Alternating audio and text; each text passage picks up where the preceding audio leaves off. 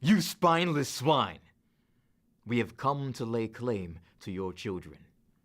Every child raised on your cotton candy dinners, your insipid treatises on the magic of the world, they will have you to thank when they sprout into adults still trembling from the dark. And spare us your assertion that we too wrote of magic. Any wizard will bear witness authentic magic can kill you.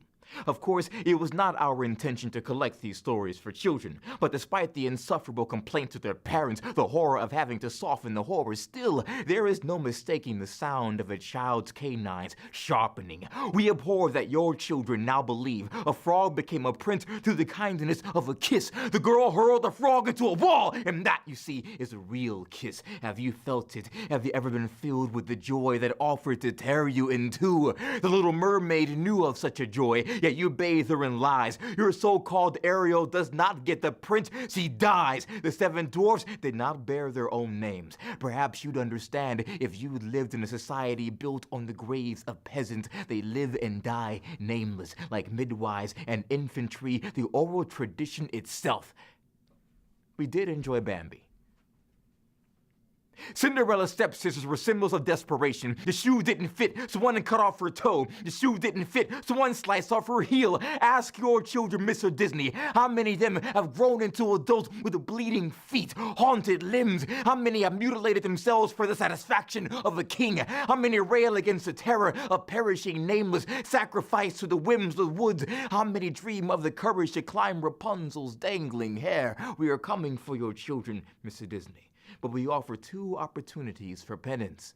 First, with every purchase of your insipid DVDs, including your putrid money-grubbing sequels only rivaled by the 14 editions of The Land Before Time, with every DVD sold, you shall include 1 free edition of our original tales. Let them learn what it means to bastardize, to sweeten witches' medicine, to dull the edge of a warrior's axe. Second, take your beloved classics and recreate them honestly. This time, Aladdin is devoured by his lust for power and dies. Simba is punished for years of laziness, and at the claws of Nala, he dies. Pinocchio becomes a real boy, only to catch the plague and die. Show them the reality they're so desperate to veil, and still will they greet the love of Ariel, see it carry her dust to the fairies. We are coming for your children.